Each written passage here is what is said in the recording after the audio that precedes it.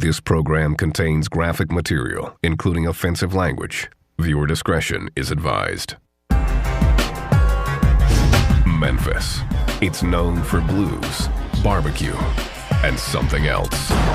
Memphis is rough, man. For real. This city breeds hardcore killers. Like homeboys were killing homeboys, you know. We was knocking each other out. One gang shows no mercy, bathing these streets in blood. A lot of folks tried to come. So a lot of folks didn't leave. LMG. LMG, love murdering gangsters. Cause on the Mississippi Delta, it's kill or be killed. It's like an imaginary story, but it ain't. It's a death story, it's a death trap.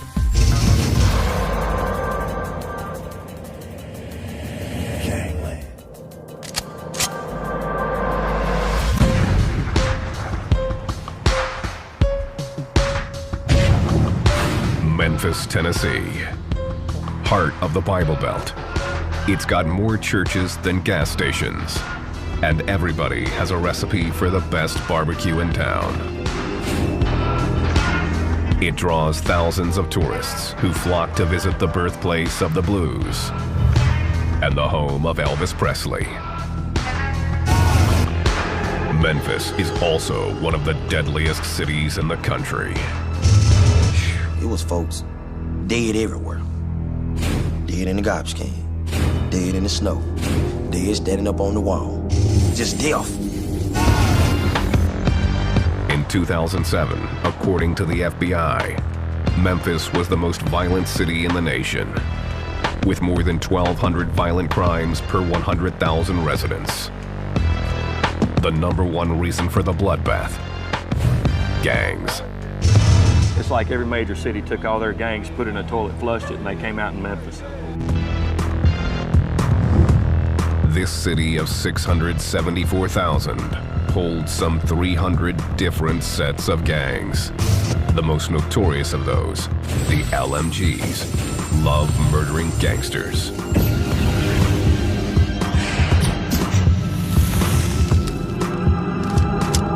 Had the attitude that they were above everybody else. It caused them to really having to back up their attitudes. We liked the attention, we drew attention. We did things on our own, and we did things our way. The gang started in Lemoyne Gardens Housing Project. Located on the city's south side, the gang made it synonymous with murder. I done seen folks get shot all kinds of ways. 1 bullet, 2 bullets, 3 bullets, 4 bullets, 5 bullets, dead. It's like survival of the fittest. You know, just gotta watch your back. The LMGs also made the gardens extremely dangerous for outsiders who dared to enter the area. You come through there, you gotta know somebody. You don't know nobody? I'm telling you what's been happening to you. And that's for real. 28-year-old D'Angelo Bills grew up in the garden.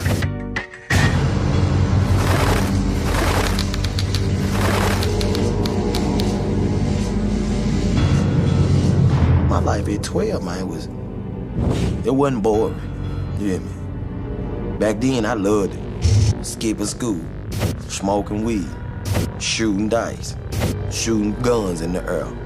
It was crazy. His LMG crew calls him Wild for good reason. He's been shot 17 times. I got holes everywhere in my body. You know what I'm saying? And I got them in direct places that will kill you. In the head, in the chest, in the heart, in the stomach, in the leg, in arteries. Wild has lost feeling in almost his entire body. You can see this part right here, numb. This the only feeling I got right here in my body. You hear me? Right here. One shooting took place when Wild was hanging on his front porch, and a group of strangers appeared on his block. I wasn't really paying them no attention. You know what I'm saying? Someone was just telling me to look. Boom, as soon as I looked, it hit me in my face. Wild was shot in a hail of gunfire. One bullet lodged above his eye. I was trying to snatch this out. But it was stuck on my eye bone, though. You hear me? Wild took off running as bullets chased him. One hitting him in the hand, another in the back. My back was hurting so bad because the bullet was on my spinal cord. To this day, Wild doesn't know why the men went after him. It's just part of life in this project. I'm from Morgan. What you expect? You hear me? I'm hated by a lot of people.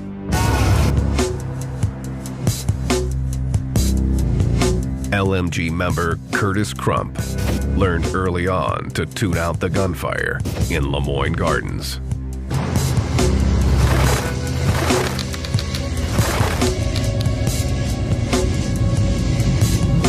If you're in the park playing basketball, a couple guys got to shooting on the drive.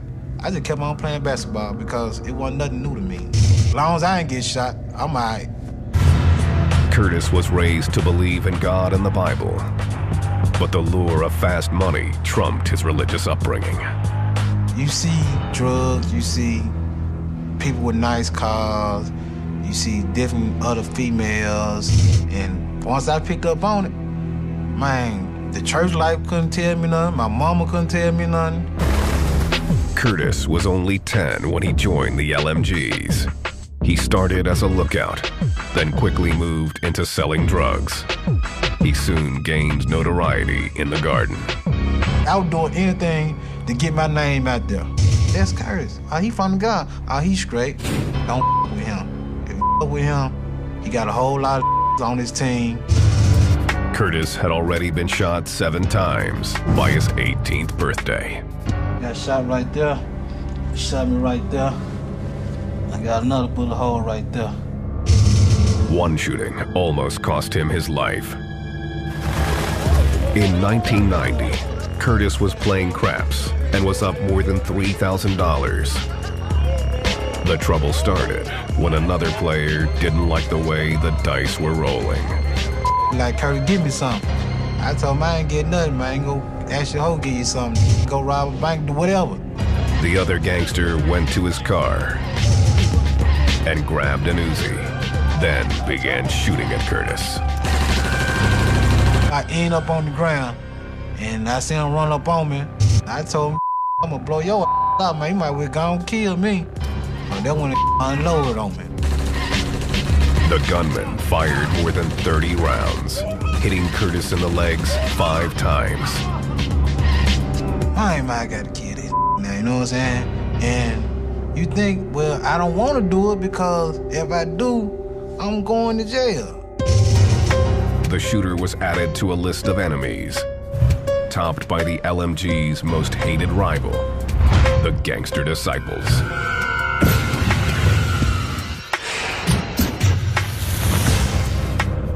The two gangs have battled for control of the Memphis streets for years.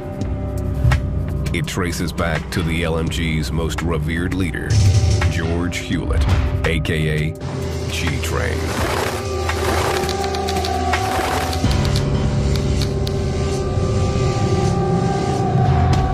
1993, 23-year-old G-Train ruled the drug scene in South Memphis with an arsenal of weapons and an iron fist. He was like Sammy the Sam. I mean, everywhere he went, he had 2 or 3 guns. To fellow gang members, G-Train was invincible and could not be brought down. He got shot. He still out the next day, running around. He wasn't ever scared of nothing. He went anywhere he wanted to go. Alvin Johnson, known as Dog Pound, was G-Train's childhood friend.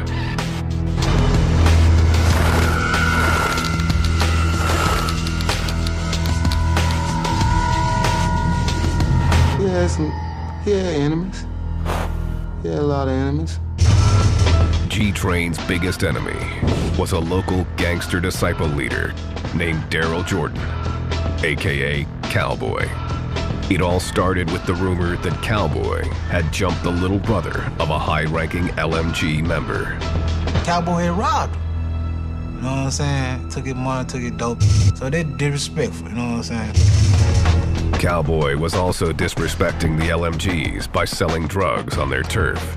a crime punishable by death. Cowboy, Daryl Jordan, had violated the lines of demarcation. It was Train's turf.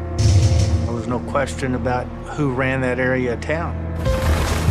Cowboy was smoking weed with two friends in a parking lot near the Lemoyne Gardens project when 6 members of the LMGs, including G-Train, pulled into the lot. Train called Cowboy over to settle their differences. Minutes later, all hell broke loose. When the shooting stopped, Cowboy was lying near a parked car. He had been hit 12 times, including once in the head. The police rushed to the scene and found Cowboy amazingly still alive. He immediately made a gasping claim. When the officer got down and asked him what happened,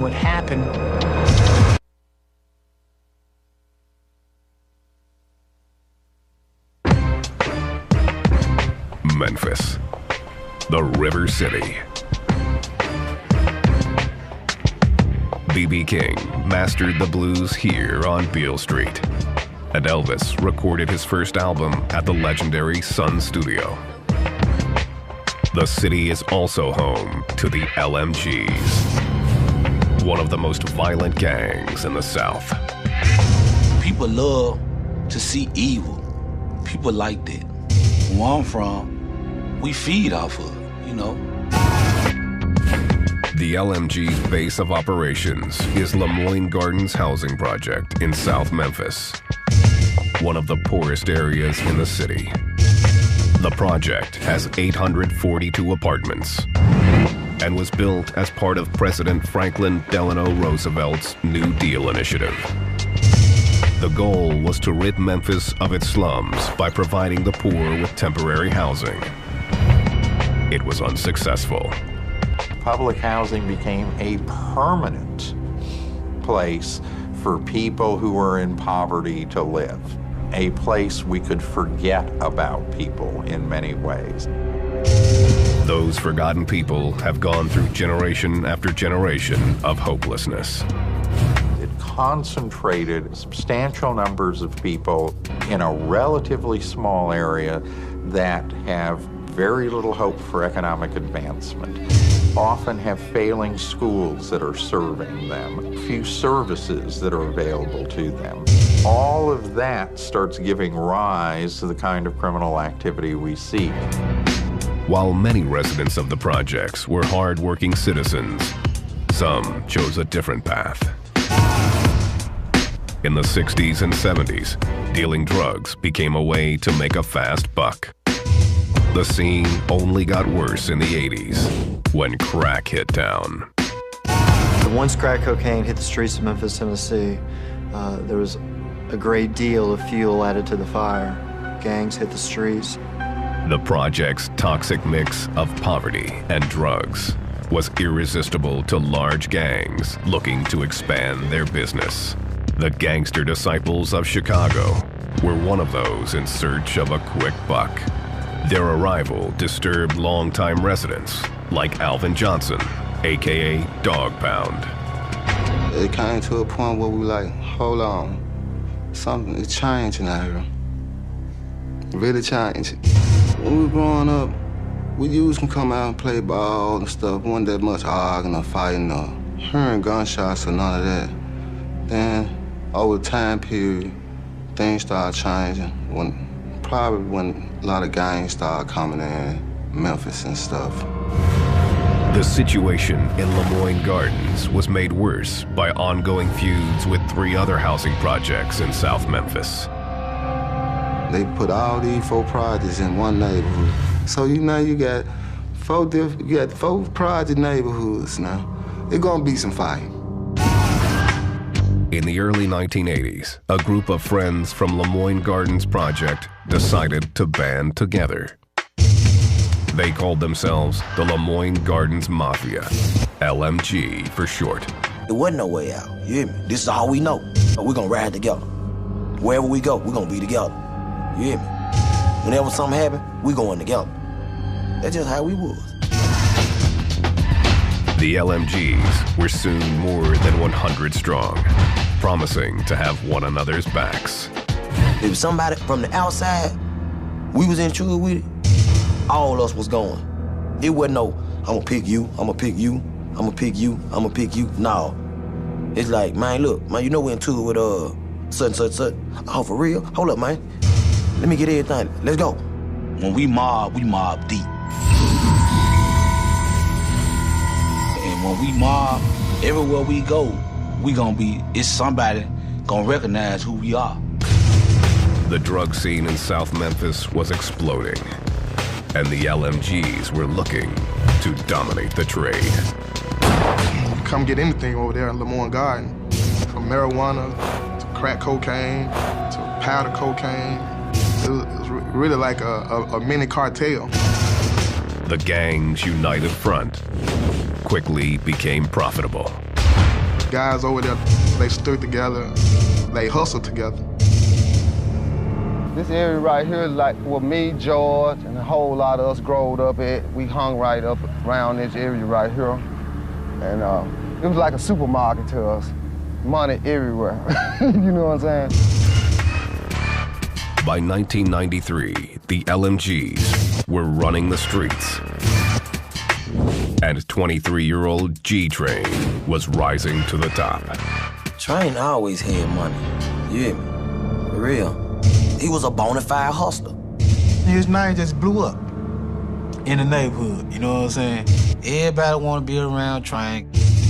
G-Train threatened anyone who got in his way as he assumed control of the LMGs. The name Train conveys a certain message, or messages. And it's about fear, it's about violence, it's about a hardcore Memphis gang.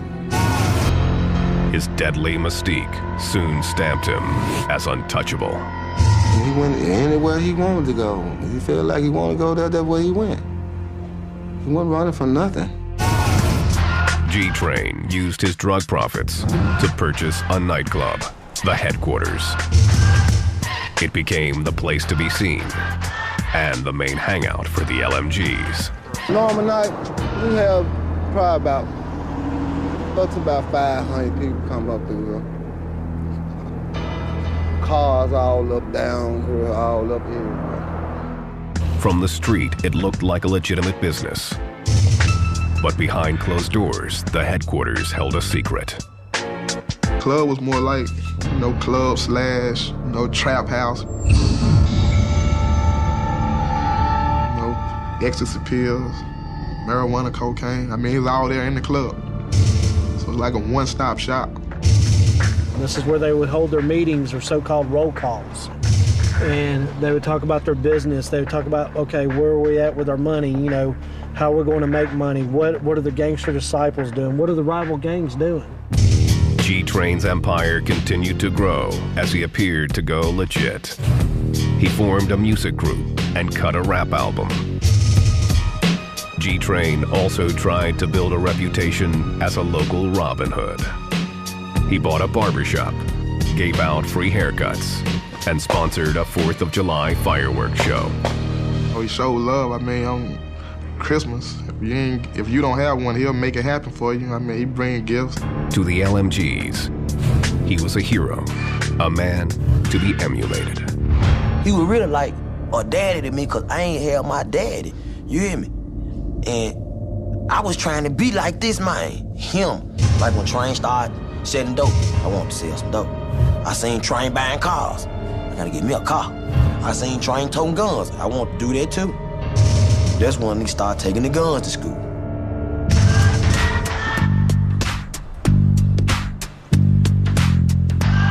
G-Train wasn't loved by all. As his power and wealth grew, he and the LMGs began crossing enemy lines. They were starting to sell drugs over onto the gangster disciple territory. And when that started happening, the LMGs and G-Train were starting to cut into the money of the gangster disciples, which is going to cause a problem. The gangster disciples wanted G-Train dead. It only added to his legend. He was said to have 9 lives for all but times that people tried to kill him, but were unsuccessful. The gangster disciples got frustrated when they couldn't get to G-Train and went after his family instead. In the early 90s, they attacked Train's brother and almost beat him to death. To the LMGs, the assault was a declaration of war. Train just took it out on them. He didn't care who it was. If he was GD, he was gonna get it. All us crazy. You hear me? But we cool crazy. We ain't crazy till you mess with us. Till you do something that my brother, my cousin, my partner, my sister, my mama. The LMG's plan was simple. It was just SOS, shoot on sight. The murders began to pile up as each killing was met with another. God, it's Murderville, you know what I'm saying? So you get coming through there after dark, it's bloodshed. The LMG's name took on a more sinister meaning. LMG changed from Lemoyne Garden Projects to Love Murdering Gangsters. The posse had a new battle cry. GD, short for Gangster Disciples. LMG added a K to it, GDK, Gangster Disciple Killers. By 1996, corpses were piling up on the streets. It was unlike anything Memphis authorities had ever witnessed. The war by law enforcement standards was off the charts because of the number of killings and shootings that were taking place in a small period of time. The Memphis PD were outnumbered and overwhelmed. Even with 1,500 officers, they couldn't handle the nearly 2,000 arrest warrants generated by gang violence alone. How are you going to chip away with that small of a population of officers? It's virtually, the numbers are impossible. Just like sticking your finger in a dam to keep from busting, you know, it's not going to work. Check, make sure there's one in the chamber. With gang violence reeling out of control, the sheriff's office responded by creating the Street Crimes Unit, a hand-picked team of some of the most specialized officers in the area. I liken it to pretty much an all-star team. You take people from different divisions and you bring their particular skill set and you add them together, and that's the street crimes concept. The unit had their work cut out for them. The LMGs had the gangster disciples running scared, and the cops were playing catch-up.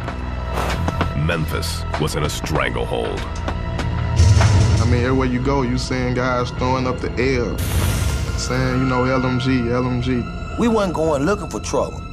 Trouble always found us. It always found us, man. Bam, man, that's a lot of dead for nothing. For real.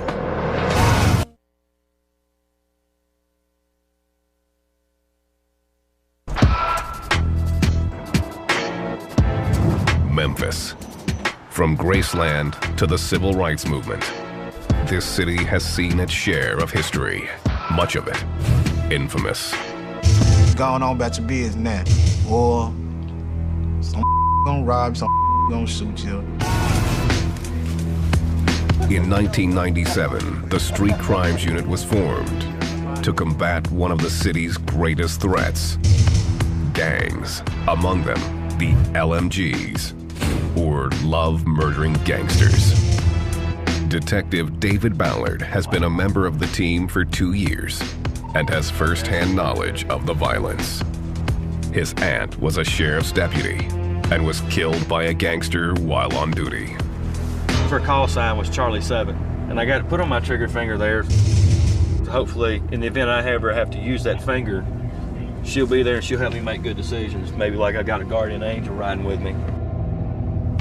The Street Crimes Unit has a tip on some gangbangers selling drugs out of a trap house in South Memphis, where the LMGs reign.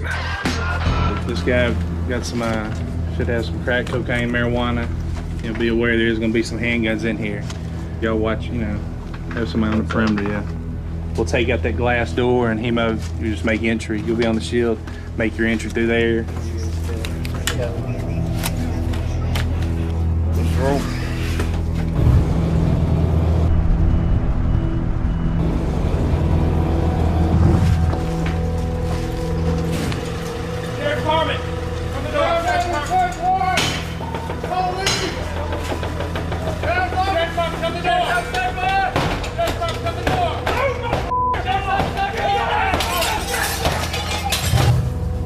one gang member was arrested.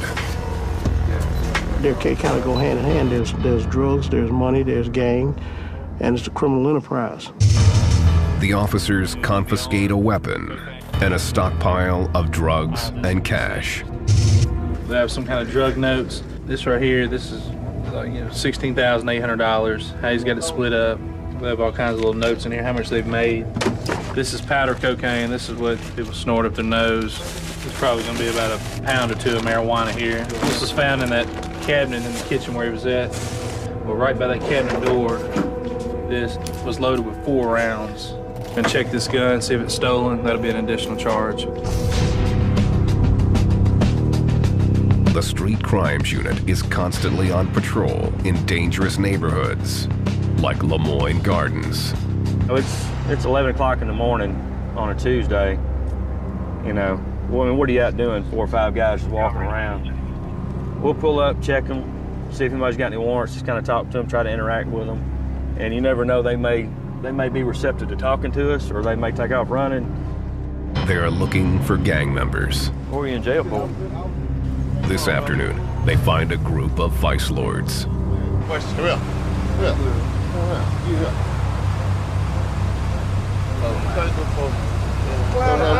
But now you ain't doing nothing. I ain't say I was doing nothing. Well, it's mine now. I hate gang members so much that, I don't care about the bandana. I'm gonna get it and use it what it's for. It's probably pretty much like to wipe my shoes with. Mine, it's mine now. Yeah, how they do it? Yeah. You're not gonna walk around in my presence with a flag. They're gonna represent one way or another when they're walking the streets, who they belong with. Love murdering gangsters, the LMGs, also represent with the color red. We will wear the opposite colors of disciples. Their street colors are blue, we will wear red. There is no jump-in required to get into the LMGs. There's only one initiation rule. You've got to be from the Lemoyne Gardens Project. We was from Lemoyne Gardens, we was hood, we growed up together, it was like a family thing. The love-murdering gangsters don't have many rules. But there is a code that members like Curtis Crump adhere to. It's all about sex, money, and murder. We love having sex, we love getting money, and up is murder. Tattoos also aren't mandated. But many members choose to mark themselves with the name of their hood. If you real thoroughbred that were born and raised from the God, you got that, you know what I'm saying? You got that stamped on you. Oh, my tattoo? It was LMG Soldier, you know what I'm saying? We got LMG on right there on my hand. It's basically my hood, something I live by, die by. A lot of people don't like LMG, so just by me having this on my hand makes me in danger. The LMGs keep it simple when signing. We had a handshake like this. We throw each other like this. We throw the L. That's Lemoyne guy. I stand for the L, Lemoyne guy. That's the L sign, that's representing LMG. And there's no other sign. That's the only sign. Representing isn't just about showing your allegiance to the LMGs. Their leader, G-Train, flipped the script and used it as a warfare tactic. When Train was on the hunt for gangster disciples, he would wear the blue colors of the LMG's rivals and ride the streets. His disguise as a GD had deadly repercussions. They find GDs and they throw their own sign at them. When they throw it back, they jumping out shooting. The LMGs use other methods to trap their rivals in the hood. They have been known to shoot out the streetlights in Lemoyne Gardens. And if anything was to go down, any type of violence or any type of altercations, they wouldn't know how to get out. It's pitch dark. And it's a lot of folks tried to come. It's a lot of folks didn't leave. The cover of darkness has another purpose: to keep away the police. They see a dog, and we run through a cut, and they see his dog, we know they're gonna stop. In 1997, the LMGs were untouchable in Memphis. The war with the GDs had accelerated, and the cops couldn't control the bloodshed. then, a dead man told his tale. Ain't no such thing, well, shoot this person, let him live, go to the hospital. He gonna come back. In some shape, form, or fashion, he's always come back at you.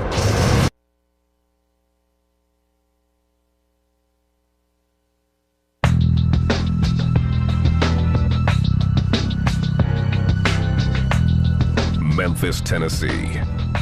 Love murdering gangsters, the LMGs, and their ruthless leader, George G. Train Hewlett, had decided it was time to kill or be killed. Each time in the center attention up in the media, you know, that's all they talk about. Gang leader this, gang leader George Hewlett this and that. The LMGs were involved in a turf war with the gangster disciples and anyone else who threatened their drug business.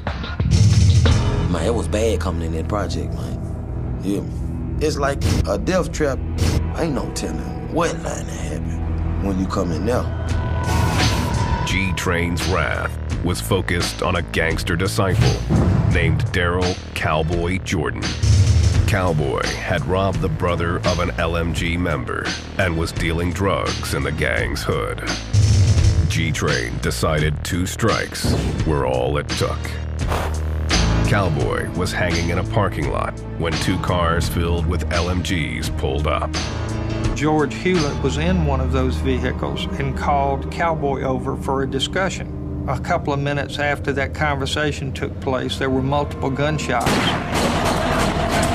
When the firing stopped, G-Train walked away unharmed. Cowboy was lying near a parked car. He had been shot 12 times. The police arrived on the scene just in time to hear his final words.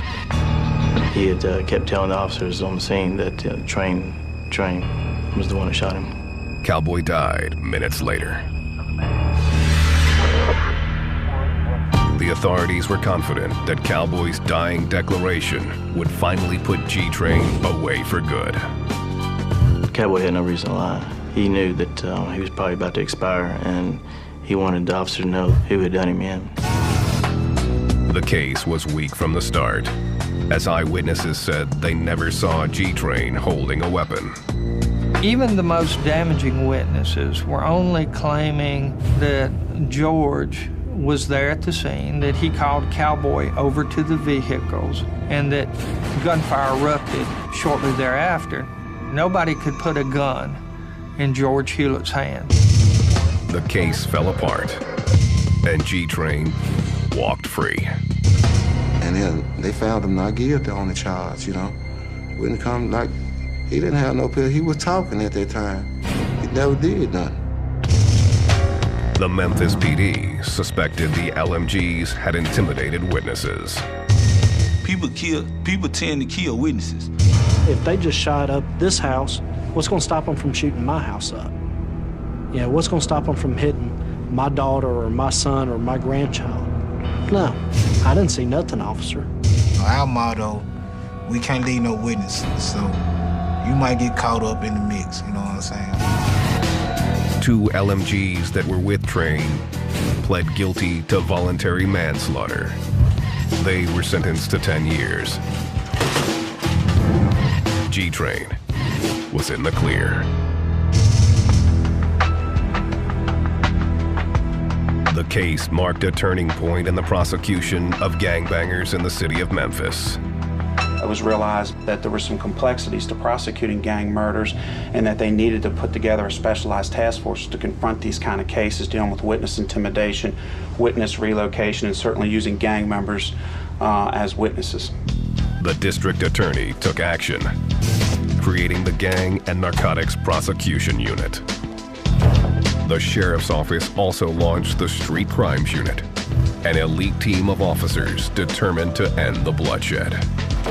It did nothing to slow down the LMG's reign of terror. If anything, G-Train's acquittal made him even more brazen. 1998.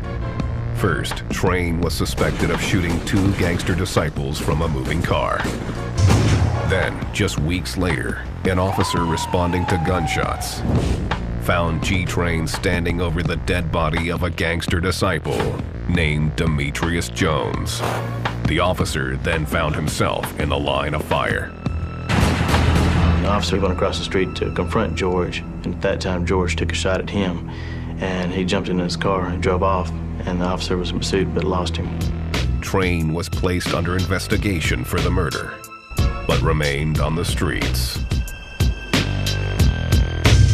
And the LMG's battle with the gangster disciples was far from over.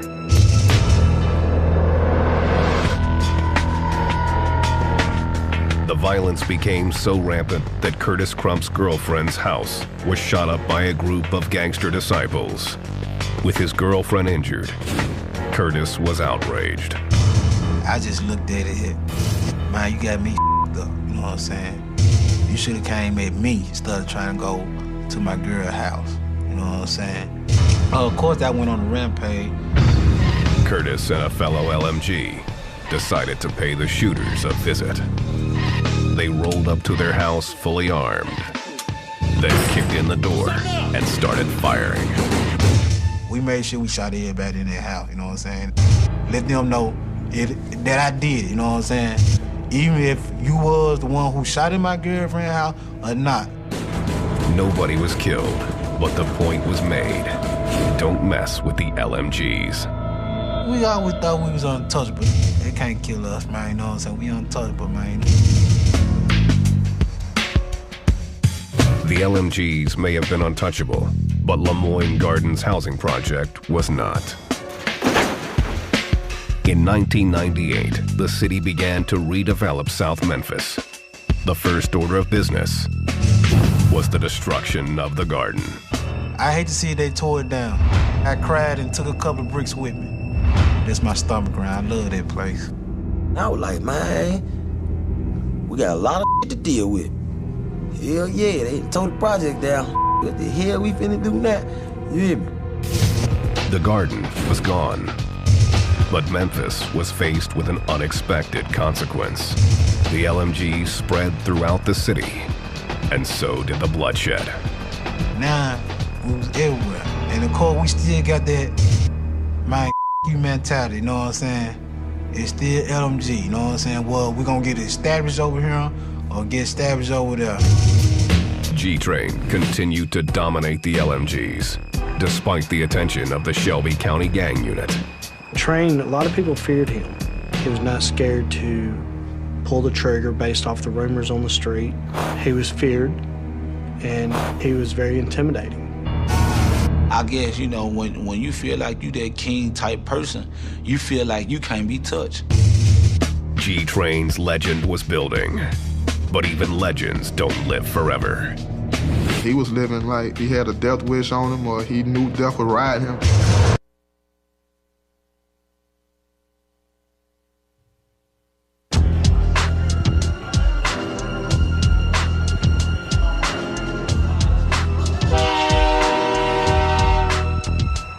Memphis, Tennessee, 1999. The LMGs, love murdering gangsters, were as strong as ever, despite the destruction of their hood, the Lemoyne Gardens Project. Their embattled leader, G-Train, had avoided serious jail time and numerous assassination attempts. A lot of gang members started to believe in this mystique that he was invincible. George had 9 lives. On November 10th, G-Train's legend came to an abrupt end. The details are sketchy, but it's known that G-Train was alone at his nightclub, the Headquarters. Train's childhood friend, Dog Pound, was locked up at the time, but word from the street reached him in jail. Train truck was parked right here, and he was coming out this door right here. So when Train entered out the door, we entered his car, 2 guys come running around with assault rifle, start shooting. Dog Pound says Train was struck multiple times. He fled his truck and ran down the street, his shooters close on his heels. Where he fell down at, and they said the man came and stood over, pulled out another gun, and shot him one more time in the neck. No witnesses came forward, and the case has never been solved. I don't call it murder. I call it assassination. He was assassinated. It's like he had formed so many enemies that you will never know who did it, you know. You got everybody coming at you. You got too many people to watch. G-Train's 9 lives were finally over. The gang was devastated. It affected me a whole lot. Really a whole lot. I miss him a whole lot. He was a friend to me. Close friend. Think about me every day. When I started crying, man, I was baby crying. You know how a baby cry? I was baby crying, man. I ain't never cried like this, man. Hundreds of people attended G-Train's funeral. It was like a celebrity had passed away, like the Pope. I mean, cars all as far as you could see. The Shelby County Gang Unit also attended, expecting retaliation. Snipers, detectives, homicides, CIAs, in the bushes, camouflaged. Man, I ain't never seen no funeral like that in my life. But we're all in bushes. Man, it was more police than The payback never came.